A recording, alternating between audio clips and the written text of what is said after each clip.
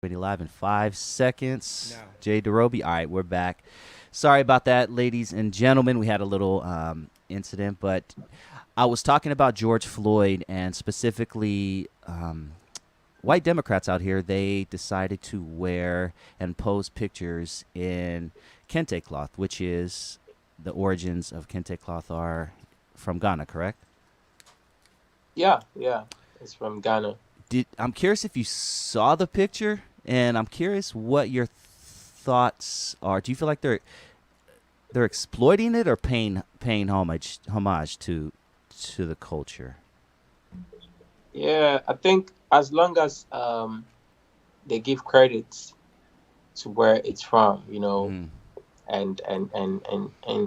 and recognize the place that the kente cloth is from, I think it's good that they put it on because it's a cloth, and when you wear it, it's you're portraying our culture, like you're pushing it out. Mm-hmm. So I think it's a cloth.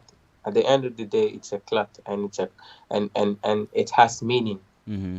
It has a cultural meaning, and as long as you give respect to where it's from, you're good to go. Fair enough, my friend. Fair enough. Well, I really enjoyed this Yeah, conversation, and I want to wish you the best of luck. And before we go, tell everyone yeah. where they can find you. Okay. So everyone can find me on Instagram. The name is Jay Jerobi, and then on Twitter, the name is Jay Jerobi. On Facebook, the same name, Jay Jerobi everywhere. Only one Jay Jerobi in the world. And yeah, I have a project out which is called Nungwa Diaries. It's an EP. It's a six-track EP, and it's very nice. It's on all music platforms. It's on Apple Music. It's on Deezer. It's on Boomplay. Spotify. It's on everywhere. You can go Yeah. check it out. The name of the EP is Nungwa Diaries. Nungwa Nice. Diaries. Go check it out, and Beautiful. you'll never be disappointed. Nah, Yeah. man, I love your music. Like I said, what was the name of that song that I told you I liked earlier? Oh, The one, Odobra. yeah, play that one. We're gonna take it out with that one. I'm gonna let my man Jay DeRoby let him be the DJ for this. What song are we gonna play, Jay DeRoby? And hit it, my friend. Okay, so all right, we're playing a song from Jade Roby titled Odobra, and it's a love song. Enjoy this song, and you love it. There it is, my friend. I'm gonna make love to my woman tonight. To that, my brother. It's been a pleasure. You have a great day. It's already the next day there, and I want to wish you the Yeah, best of luck and the best of everything, my friend. It's been a pleasure, and I hope to stay in touch with you. been a pleasure. All Been a right, pleasure, peace, and brother. definitely we're gonna talk again. Sounds Peace. good. Peace out, man. peace. All Jay DeRoby, right, baby. respect. Let it play. Cheers. Woo!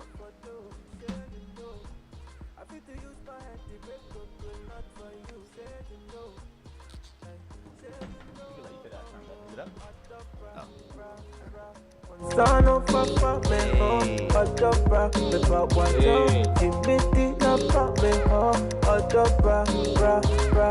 One son of papa me ho, adobra me pa wajo. Timidi na pa me ho. Girl, I go fi do anything for you, oh my baby. Oh. See this your body, they cause go pay, oh my baby. Oh. Girl, I got plenty things I go show you. See, I won't follow you down the show. Yeah, yeah, you can see mama ko japo. It's mama ko japo. It's mama ko, can see mama ko japo. Say you know, say they make my heart beat up body go. Say you know, say if you leave me, baby, what up for do? Say you know, I feel to use my head to break the not for you. Say you know. Hey, say you know, adopra, bra, bra. One son of papa me ho, adopra, me pa wajo. Timidi na pa me ho, adopra, bra, bra. One son of papa me ho, adopra, me pa wajo.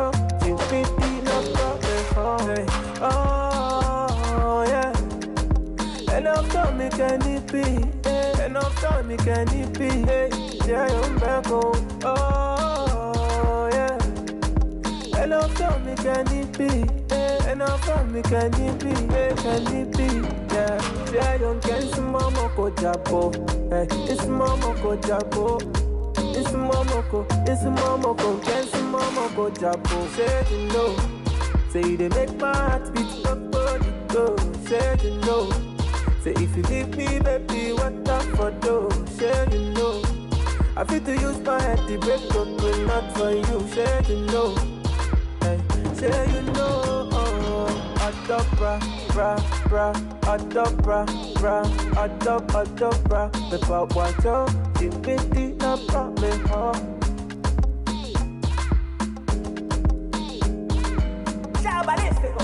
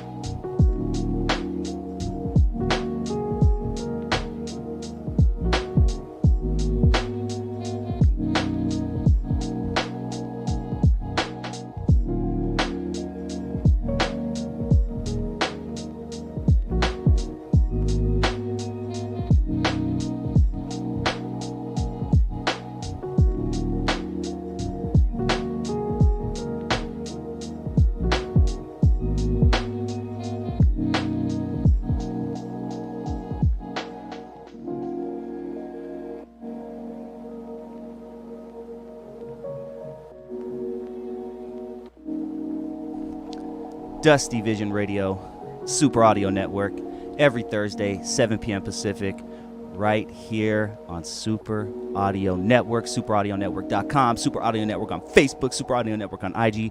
You know the deal. Do you? They do, man. They do. Our numbers are skyrocketing, Dre. And I got to say, man, a lot of that's thanks to the gamers. Thanks to the gamers. Thank you, gamers. But let's replace the M with an NG and talk some gangster shit, Dre. That didn't even make sense. Okay. That made no sense whatsoever. We're going to talk a little bit of hip hop because on the line right now, ladies and gentlemen, I have Mark Savage. What up, man? Let's get it. What's going on, my brother? What's good with it? Chilling, man. Thanks for joining the program, homie.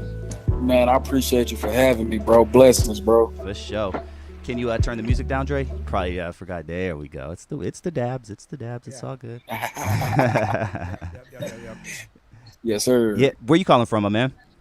So right now, man, you know, I'm traveling. I'm in Atlanta right now. Okay. So, For yeah, sure. we down south. Cool. Well, shit, man. Let's take it all the way back. Actually, you know what? I kind of want to talk about some hip hop. We'll jump right into the hip hop. Recently, the big story in hip hop was the death of a rapper by the name of FBG Duck. Are you familiar with FBG Duck and the whole Chicago drill scene? Absolutely. Very familiar. Okay, cool. Yeah, RIP FBG Duck, man, one of the more talented, if you ask me, of that Chicago drill scene. And they have this thing where they're up there, and I want your opinion on this, Mark Savage. Okay. They have this thing up there that you're probably aware of, but not a lot of people are aware of, where they actually diss the dead homies of other gangs. You know what I mean? Their ops or whatever. They literally have songs, and I mean, FBG Duck wasn't dead for 24 hours, and there was a bunch of diss songs out already just on him, and diss videos and things like that. But I would love your opinion on that aspect of hip hop, man.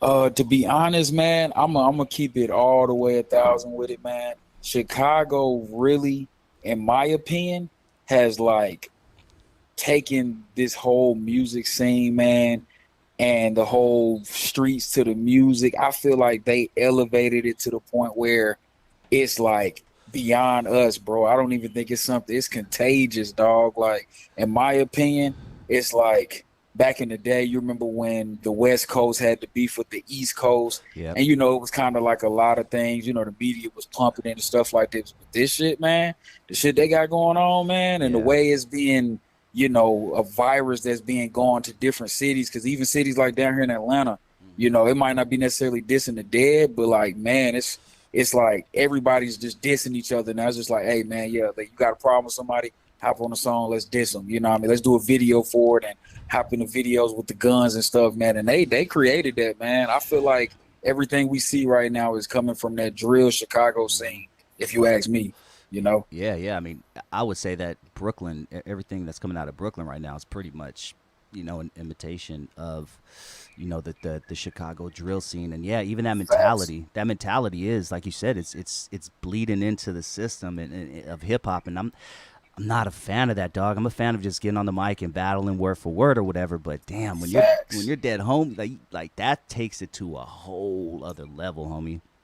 Yeah, and personally, man, I think about it like this, just from a global. I won't use any of my personal homies because I don't think anybody of the listeners understand. But I'm gonna use somebody from the turf. I'm gonna use somebody like Nipsey Hussle. Mm-hmm. If somebody came out with a diss right now saying "fuck Nipsey Hussle," dog, Oh my god, like, man, I just can't even imagine how we gonna react to that, bro. Like, man. That person would not last 24 hours. I mean, 60s are everywhere, first of all, and not even that. Diehard Nipsey fans are everywhere. Crips are everywhere. Bloods, you can't just say that. You're exactly right, dude. It'd be a done deal. A done deal. Yeah. Shit. Speaking on that, and not to give shine to this clown, but did you see that video today of Tekashi 6ix9ine walking around LA? That broke my heart because I'm in it. I'm like I'm not even 10 miles away from where that is, and I'm like, how did this motherfucker even get out of the car, man? Man, and you know what it is, like, because that guy that actually caught 6ix9ine on camera, that was like, yo, that Shade Room. If he said he was out here, woo, he was only out for like 120 seconds. Yeah. We know him. He from the hood. So we contacted him like, yo, bro, like, what, what happened? I had a few homies, like, they like, yo, we all tapped in on the phone call, man. And he kind of was just saying like, yo, like, they was on, like, it was parts in that we didn't really get to see from the video, but it was people out there that was like, yo, what the fuck, like, yelling at them. Oh, word. And the security was pointing guns at them, like, back up, like we'll shoot type thing. Yeah, so I don't know. I'm not there. I wasn't there to verify that, but that's what the homies and some other people were saying. So, and I kind of believe it because I really feel like, bro, there's no way you was out there broad daylight like that and nobody like was approaching you. Like, nah, man. There's no way, right? So, no way. Yeah, absolutely not. Yeah. Absolutely not. Okay, that makes me feel a little bit better, man. Yeah, man. Yeah. So, well, shit, I would love to know your thoughts on, obviously I know what they are general, but what are your thoughts on a person like a Tekashi 6ix9ine? And when I want to go a little bit deeper into that question, and what I mean is the person who joins a gang after they become famous. I can name a bunch of them. The Chris Browns, the Soldier Boys, like all of them. You know what I'm saying? What are your thoughts on that type? I think they're moving backwards, bro. I think they're moving backwards. Especially to be in your 20s or your 30s, however long it takes you to get put on, man. In my opinion, just coming from somebody that was involved with that as a kid, man, we talking elementary, middle school, getting involved. For you to do that as a grown man, to me, you moving backwards. It's like, why you become a millionaire and then you doing something somebody like me did when I was, 11 or 12, yeah. Yeah, 11 or 12, and you doing that as a grown man.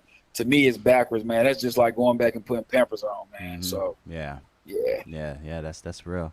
How much of it, without getting too deep into it, how much of it do you think is there like some extortion involved? I would guess is the best. You know what I mean? Yeah, for sure. I would say honestly, from my point of view, and just being, tapped in and living in LA and things like that, I personally feel like 80% of it is extortion because I feel like you got somebody like Chris Brown and a lot of these other artists, man, they move to LA because that's like the mecca of like just this music industry and everything. They move out to the West, and I feel like, man, they run into gang. I mean, it's gangs everywhere. It's gang members everywhere, and it's gang members that live in Beverly Hills. It's gang members that's out there throwing, Airbnbs with the homies and stuff out there, as we just seen the A-Trade gangsters doing that they had on the news and stuff. Like, we out, like, it's gang members everywhere. So somebody like Chris Brown, they might be out there, you know, scrolling. They might run into a gang member, and just because they don't want to get hurt or they don't want a situation like Pop Smoke situation, RP Pop Smoke, you know, you get a situation like that happen, they want to prevent that. So they feel like the only way to prevent that in LA is to be a part of some particular set, man. And I feel like that's just, you know, friendly extortion. They don't want to get caught up in the mix. So they think, okay, let me pay these dues, or let me jump over here and act like these my homies and give free features so I can daggone make sure I'm protected, you know. But that's what I feel like going on a lot. Yeah, makes a lot of sense. And almost everybody I talked to pretty much has said the same exact thing. So I was just trying to reiterate it, put another stamp on it. Absolutely. But you mentioned Pop Smoke, man. R.I.P. He was going to be one of the biggest. He was already headed in that direction, man. Crip rapper from New York, came out to L.A. and just like my man Mark Savage mentioned earlier, they were in an upscale neighborhood, $5, $6, $7, $8 million homes, and someone caught him slipping, man. Straight up, there's no better way to put it. But my question for you is, because you are in the music business, you do your thing, and you know you are gang affiliated. What are your thoughts on how rappers, besides extortion, what we were just talking about and all that, what are your thoughts on how rappers with gang ties should move when they're, you know, going from city to city? My honest opinion, man, and this is just me, and I pray this interview hits 1 million views and people can quote me on this to the day I die, man. I honestly feel like, man, if you are gang affiliated and you become successful, I personally feel like, man, you need to have people around you that have those gang ties. You need to have people around you like that. And I feel like you as a rapper need to have it with you as well, man. I know a lot of these rappers like, oh, I can't have a pistol. Man, look, if for everybody who listening, man, follow Derek Grace 2 on Instagram, man. He got a post-Trump package to show felons how they can carry weapons. Yep. Everybody can carry weapons no matter what. There's a way around everything. Bro, you need to have that on you and have the homies around you. If you gang affiliated, jumping in this music industry and you happen to take off, you need to have the homies around you. And I know people be like, nah, man, you know, homies be around thirsty and whoop, whoop. You know which ones you need to have around you. You know which ones you don't. Like, I know which ones I'm calling when I touch down. Hey, bro, I'm here. I'm calling T-Sam. I'm calling GK. I'm calling all these different individuals like, hey, bro, I'm here. Tap in with me real quick. I'm finna go to XYZ. You can't, because, I mean, it's only so much you can do, and then you never know who is who, and then it's just best, man, you just keep people around you that know what they're doing and that they know how to watch you, you know, because see, somebody like 6ix9ine, man, he don't understand you paying these, you know, I call them SWAT team members, man. You paying these SWAT team members to watch you in LA, but them dudes don't know them cameras like we know them cameras. They might not know them back alleys like we know them back alleys. Yep. So you might think you know, oh yeah, I'm good out here. Get sniped from behind. Yeah, you know. So, you know, I'll leave it there on that one. But yeah, like, you just gotta have those people around, man. You got to. Yeah. Hey. Yeah. Lil Boosie has a famous Vlad TV interview where he says that it's impossible for an active gang member to have 1 foot in the street and 1 foot in the studio. Have you seen that interview? And if you haven't, what are your thoughts on that? Oh, yeah, I have seen that interview. My thoughts on that is Boosie's correct. Personally, I definitely feel like you can't do it. I personally feel like you can't. I'm not doing it. You know, it's impossible. It is impossible because, I mean, it's bound to happen where, you know, you're blowing up, your music's going, and you putting out these music videos, and especially with social media, man, you might have just did a certain mission last week on some dudes, and they remember your face, and they like, yo, this the rapper, yo, this the dude. All right, let's follow him. So now you got fake pages following you, man. It's the game now. The fake pages following you. You know, you an artist, so your page is public. They going on your pages when you going live. Yo, we in the trenches right now. Woo. They like, oh yeah. Hey, bro, he just posted that he over woo, and then you getting somebody pulling up on you, blowing your head off. You know what I mean? And that's the game these days, man. You can't do both. You can't. Yeah. Now, when did you personally first hear about Bloods and Crips? Was it because it was around you, or because, you know, you saw it on the movie Colors, or, you know, Menace to Society or something like that? So my first time personally hearing about Bloods and Crips, I was 10 years old, and I remember I was in school, and I remember after school they had this park and rec area where like a bunch of dudes used to go to hoop and stuff like that. A bunch of the middle school dudes, high school dudes, you know, some dudes that was local. And I remember like seeing Crip on the freaking basketball court. And I was like, damn, what the fuck is this? You know, and I looked and I was like, yo, it's Crip, you know. Nobody really, especially dudes my age, didn't really know. Like, they like, yo, I think it's like, you know, they didn't really know. I think it's like a clique or something, man. I'm like, okay, so I'm thinking it's like a clique. And then, man, as soon as I seen it on the basketball court, I remember meeting this dude named, they call him Baby Blue. I remember this dude named Baby Blue. I'm like, yo, bro, like, cause he used to wear the blue bandana all the time. I'm like, yo, is you a part of this Crip shit that's all on the walls and the, you know, the fucking basketball court? He like, yeah, cuz I'm a part of that, you know. And I'm like, where, like, what is it? He said, oh, it's a gang, you know, it's from LA. And I'm like, you from LA? He like, yeah, I'm from LA. And I'm like, oh, word. I said, what you do? You know, what you doing out here, all the way out here? He like, yo, it's like, man, I got kicked out of freaking Los Angeles. Like, I'm not allowed back. I'm like, damn. And he said he had a granny that stayed in Charlotte, you know what I mean, where I was born at. I was born in Charlotte. So I'm like, damn, you from LA out there in Charlotte, you know? And then that was my first time hearing about it. From that point on, man, it just seemed like as soon as I put my eyes on it, I was able to identify it from that point forward, man. So, Okay. Yeah, I'm in my 40s, and when I was coming up, Banging on Wax was a big album, and one of my best friends is from Rocky Mount, North Carolina, which isn't too far from where you are, and That's he what's told up. me that once that album came out, he said Crips and Bloods were spouted out everywhere, and we're talking a gentleman in his, you know, almost 45, 50 or whatever. Facts. Yeah. So it's just so interesting how, you know, shit from the West Coast can spread like that. Would you say, I guess, to the best of your knowledge, when did your hood, or how did your hood make it to Charlotte? So personally, what happened with us, man, you know, I feel like a lot of us on the East Coast and down South, we had it misconstrued so much because I feel like a lot of people saw it. And like you said, the Banging on Wax stuff, and everybody was like, yo, I get like a lot of the dudes that was like my big homies. I feel like they just saw it, man.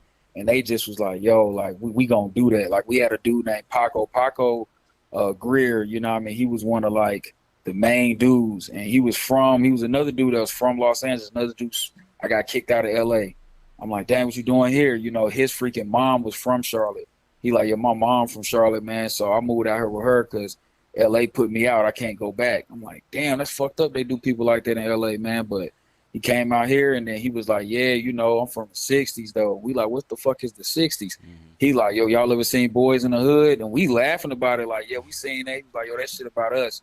I'm like, word? You know, me thinking about it like, what? No way, bro. Like, hell no. He like, bro, all that shit, they had to come to us and ask to film that shit in our neighborhood and shit like that. And we like, damn, that's crazy. And we was like inspired by that. We like, yo, we want to boss up like that. You know, we want motherfuckers coming to Charlotte wanting to shoot videos about us and shit too, you know? And yeah, man, he just started really tapping people in. SIP Mud, man, who from LA also. You know, them folks, man, he would have folks coming from LA out here. Like, we got homies out here. Bro, it's crazy to know like how like cats in LA would see their section outside of LA, and they would be amazed by it. Like, bro, y'all banging the hood out here? And they just look like, what the fuck? Like, yeah, bro, that shit spread like wildfire, bro. It take one person to just come to another city and be like, yo, I want to start a fraction here. And boom, there it is. Yeah. So Paco was my direct line from LA. And then from that point forward, as I grew older, I started going to LA myself. And to this day, you know, I created my own relationships and, you know, tapped in and did what I had to do to make sure they knew my face and know who I was. So that's what I had to do. Yeah, that's what's up, man. Shit, not to, you know, bring it down, but it's an important, unfortunate situation in hip hop history. But take yourself back to March 31st, 2019, and, you know, you heard about the death of Nipsey Hussle. You know, talk to me about, you know, what the hood was feeling, how, you know, how you were feeling, and just what went down that day. Yeah, so it was fucked up, man, because let me tell you, I was in LA in 2019 when he got killed, and I was actually on 64th. That's a street in the hood, man. I was out there, and I was actually at one of the homegirls' crib, man, and we was chilling. I'm out there. I was focused on like making some music, and you know, it's just one of them days, man. You know, wasn't nobody. I just wasn't trying to be out that day. And then like we had heard the news. I saw it on my phone first, And at first I was just like, yo, you know, like, ain't no way. Like, we can just go right up here. Like, from 64th to Crenshaw and Slauson in like 3-4 minutes. I'm like, bro, we can just drive up there and see. Man, like, as soon as we saw like the news, we was like, yo, if it's real, we'll be. I seen the fucking helicopters in the sky and shit. I'm like, yo, did he really get killed? You know, because I seen the messages and them shits kept popping back to back to back to back. And they wasn't letting nobody over there and shit, man. I was like, yo, this man really got shot. You know, and we just we can't get nowhere near him. We can't see him. None of that. We just, you know, all we can do is just be like, fuck. Like, we just hope he make it through. And, we got the news later on, you know, he passed away and shit, man. But, yeah, I was actually in L.A. at the time, man. It was fucked up, man. I was hurt about that one because Nipsey, you know, as me and you already had conversations off the interview, man, like Nipsey was one of them dudes I had a close relationship with that was, to me, an artist that made it, and he was thorough about his, man. So that shit hurt. Yeah, man. Yeah, and from what I read in those text messages, it seemed like you guys were, he let me, read a couple of DMs between him and Nipsey, and yeah, it's a beautiful thing that you had that relationship with dude, man. What was he like, homie? Talk to me about just, his aura and everything, man. I never had the chance to meet him, but I've heard great things. Yeah, I mean, Nip, man, to me, like, granted, people like Pac-Man and Jay Stone, they were his artists, so granted, they were around him way more than me. I was just one of them dudes that's like, yo, he from the hood, yo, I fuck with little dude, man, you know, but Nipsey was one of them dudes, man, like, you could come around Nip, and Nip was one of them dudes that's always like, yo, you straight, you need something, you good? He was one of them type of people that's always trying to make sure whoever around him, they straight, and if something's an issue, he want to make sure it's solved, like, what's wrong? You know what I mean? What happened? You know, tell me what happened. Let's go fix it. You know, he was one of them dudes, man. And, man, had a good spirit, man. Dude was so dope, man. And then he wanted everybody to be put on game about, you know, how to generate this wealth, man. He was putting us on so much stuff that a lot of stuff, I mean, his interviews tell it all, but a lot of stuff he didn't even put in interviews. He was telling us. And, I mean, it was just, like, crazy. Like, even about the taxes, man. He was telling us about, you know, him and Black Sam with the taxes. He was putting us on game about so much stuff, man. Some stuff to this day, like I went and picked up a tax book that I read about a year ago, which I need to refresh my memory on that. But I picked up a tax book just because he mentioned it. Like, yo, it's a tax book out there, man. Y'all need to grab it. Woo, woo, woo, you know what I mean? And I was like, bet, you know, let's go grab that and, you know, figure out what we gonna do on that. And, you know, the real estate and all that stuff, man. It was just so much, bro. Some stuff I just wish I had a recorder with me when he would talk, man, just so I could play it for people. Like, yo, this is what Nip would say when I was around him, or this is what he said when he met me, just so people can know that's just not bullshit. Like, that man was really like that, you know? Damn, so, man. Yeah. And you obviously wouldn't think that he wouldn't be here right now, so there's no reason to record, but... You feel me? Fuck, yeah. Man, yeah. Damn. Yeah. What a loss, man. What a loss. But let me ask you, how old were you when you got put on? I was 11. 11 and 12, man. Those are the biggest ages that I hear. 11 and 12. Man. I was 11, man. Yeah. Yep. How does it work, you know, out there when you get put on? So when we got put it on, man, you know, you get quartered on. When you get quartered on, you know, depending on who orchestrate you get put on, you know, usually, man, if it's, you know, if they put out the word, you know, they putting a homie on, man. If it's 12 people out there, you're going to squabble all 12 that showed up for you put on. You know what I mean? You'll get one-on-ones. You'll get some two-on-ones. You get a couple more one-on-ones. You get a couple more two-on-ones. And to be honest, depending on, like I said, who orchestrating it, everybody put on different. Because I done seen motherfuckers get ran and still wasn't from the hood. So, you know what I mean? I done seen dudes get fucking ran like a motherfucker, beat the fuck up and sent to the hospital, and then they got put on. And you get somebody like me, who they know thorough, they like, man, we know this motherfucker boxing shit already. You know, he athletic, this nigga tall, like we done seen him squabble already. You know, we just got to get you put on. All right, bet, come on, let's get it over. You know what I mean? Get out there, show them your squabble game, man. That's all they really want to see. They just want to see, man, if you get caught up in a bad situation where it's 5 against 1 and you just there, they just want to know your ass ain't finna run on them. So they can talk shit about the hood. We had your homie running at the mall today, or we seen that motherfucker at the park and he ran from us and shit, because then the homie's gonna put a foot in your ass anyway. You might get put off, you might get your little DP or whatever, but hey, you know, you just gotta prove, you gotta have that heart, man. These days and age, I don't even know how the fuck they still doing put-ons, man. Like, because nowadays, man, everybody pulling out pistols. I mean, fighting don't even matter no more. So yeah, man, that's a bitch. That's a bitch right there. Yeah, man, dude. Do you guys have a big Latino gang presence out there? Charlotte wise, yeah, man, they do. Charlotte is like MS-13, the Serenos, and we have a couple like of them, what was that, 18th Street, Mm-hmm. couple of them cats too, man. But other than that, those are majority of the Hispanic gangs. Mm-hmm. What's the Yeah. What's the relationship like between the Latino gangs and the black gangs?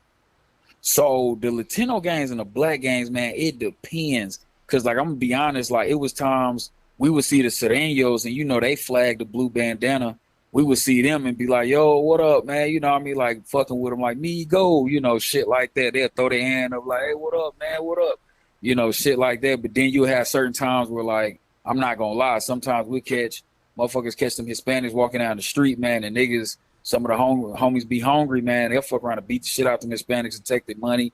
Then you know the Hispanics come back. Now they got problems with the blacks and shit like that, man. So that should be on and off, bro. Like it's on and off relationship, man. Damn. Yeah. Hopefully it stays off. That Yeah, exactly. That would be awesome. You feel me? Yeah, man. Lately, you know, Chris, like I said, I've been traveling. I've been everywhere, man. I haven't lived in Charlotte in years, but I can tell you, like, for sure, like last time I was there, it was off. So I just pray it's still like that. But yeah. That's what's up. To the best of your knowledge, has there ever been a gang truce in Charlotte? Even if it was just for a few Never. days? Never, huh? Just on. No, never. Since day No one. gang truce. Yeah, all since day one. Yeah, Damn. never a gang truce. Do you guys have folks and that whole the GDs, BDs, things like that down there? Yeah, so we do have the GDs, and then we do have a couple guys that bang Vice Lord. Okay. And back in the day, I'm not sure. One of the cats, man, yeah, I think I seen one of your interviews. The guy that was from Dirk, the guy that's from Harlem 30s. Yeah. From New York. Harlem Smiley, yeah. Yeah, Harlem Smiley. He spoke on it too, man. Back in the day, the East Coast and down south, man, they had the 8-ball. Did he talk about the 8-ball on your show? I think he did. Yeah, sounds familiar. Yeah. Yeah, so the 8-ball was huge out here, bro. Like because the GDs and the Crips were together, bro. Mhm. So you know, if you put the pitchfork with the C, it make an 8. So that's how the 8-ball came about, man. The GDs and Crips had to team up because the UBN, bro, and the non-trade gangsters, they was fucking large. Especially like when Brick Squad hit the scene and the music, bro. Oh my fucking God, bro. I didn't never see so many fucking Bloods pop up in my life. Damn. Like, I'm like, yo, what the fuck? At that time, I swear it probably was like 4-to-1 ratio. Like, it was nuts how many Bloods was like out of nowhere on the East Coast and down South, you know? And it was just like, yo, what the fuck? And then, you know, GDs, you know, for the ones that were, at least for the ones outside of Chicago, they wore blue bandanas they damn self. So a lot of Bloods took that as if like they were Crips. So that really initiated their beef with Bloods outside of Chicago. Like, yo, we ain't got nothing to do with that, you know, with the Bloods and Crips thing.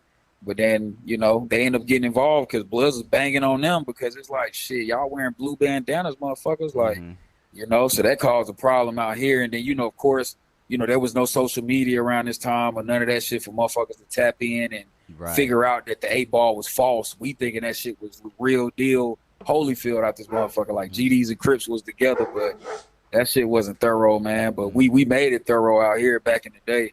But okay. Yeah.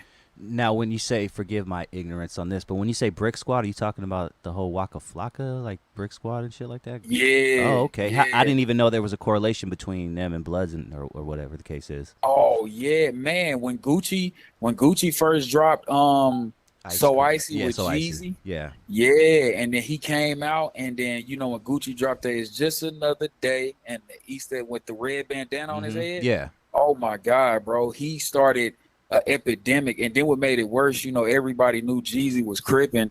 So when the whole thing happened with when the whole thing happened with Gucci killing Jeezy people, everybody was like, yo, Jeezy a bitch. Everybody was, you know, Gucci that nigga. And it just like everybody just want to join wave. The Bloods where it's at, bro. Them Crip niggas weak. Like, it was crazy, bro. It was crazy. Okay. Yeah, I'm gonna have to go down a rabbit hole and check that shit out. I never put the 2 and 2 together, man. Yeah, that's what happened. Brick Squad, because, you know, Walker, and then they had, you know, that whole team was Bloods, you know, and then especially with them being in Atlanta, so down south, Charlotte only 3 hours away from Atlanta. So it was like we felt all of that way when Brick Squad hit and niggas just started picking up red bandanas out of nowhere. We felt all of that heat, man, all of it. Damn. So Damn, dog. Yeah. Yeah, man. Thanks for putting me up on game, man. Shit, man. Oh, I want yeah. to definitely give you a chance to promote what you have going on, and tell us, where we can find you and what's next. Oh yeah, for sure, man. Hey, definitely. My Instagram, of course, is CEO Young Savage. That's all spelled correct. And then my YouTube, man, you can find me at Mark Savage. And then also on my end right now, oh yeah, all platforms too, iTunes, Apple Music, whatever you got, Spotify, I'm on all it. Just type in Mark Savage, I'll pop up. And right now, what I got going on, man, we got our merchandise cracking right now. Yeah, I saw that. You got the clothing line. Talk to me about that. Yeah, the clothing line. Yeah, so it's me and of course my big homie in LA, from the '60s, also T Sam. We got him and then my brother Dre. Man, we all came together and we created the Bag Chasers, clothing. We got the website dropping probably like in a couple more days, man. And yeah, it's based out of LA, of course. We doing everything from downtown, from the fashion district, all that good shit. And yeah, we getting it bubbling, man. We really putting it together. People been macking in. We've been getting hella sales, so I know when we drop this website, it's gonna go crazy. Y'all can follow that on Instagram at Bag Talk University, all spelled correct, man. And then the website will be out soon. It's probably gonna be www.bagtalkapparel.com. So yeah, y'all can tune in. The website gonna drop real soon. So yeah, and then on top of that, I got my recent single called Goes On is out right now. That's what I'm pushing. The visual will be out probably by the end of August, early September. And then I got like a 4-track EP I'm gonna drop before the winter. I'm gonna drop it before the winter.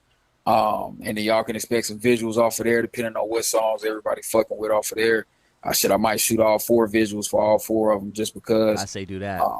Yeah, you feel me? Like just putting out that content, man. And yeah, y'all can definitely expect that from me, man. I'm just gonna keep pushing merch, music, and then of course, like on the side note, man, I do real estate.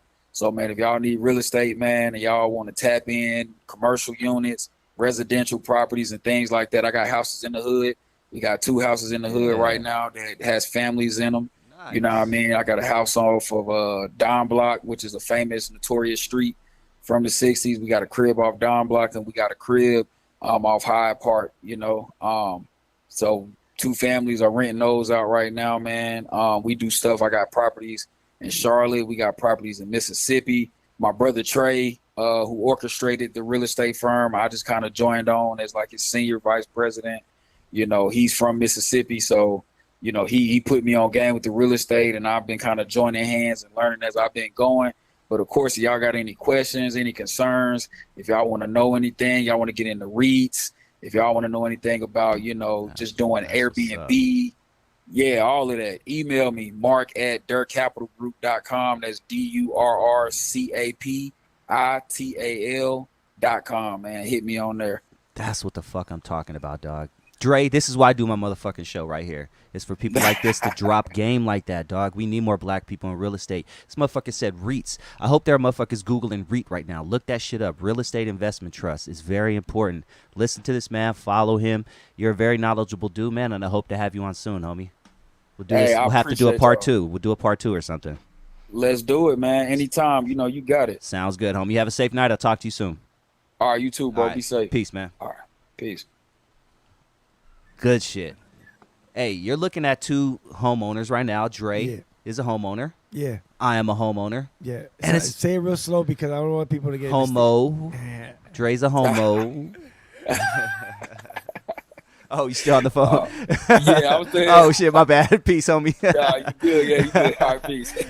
Yeah, I'm a homeowner. Dre, you're a homeowner, dog. That's the best fucking. You know what I'm saying? It's the best feeling because you know what? If anything ever fails, at least we have a place to stay. Yeah. If we ever need to sell, our house is worth more than it was when we bought it.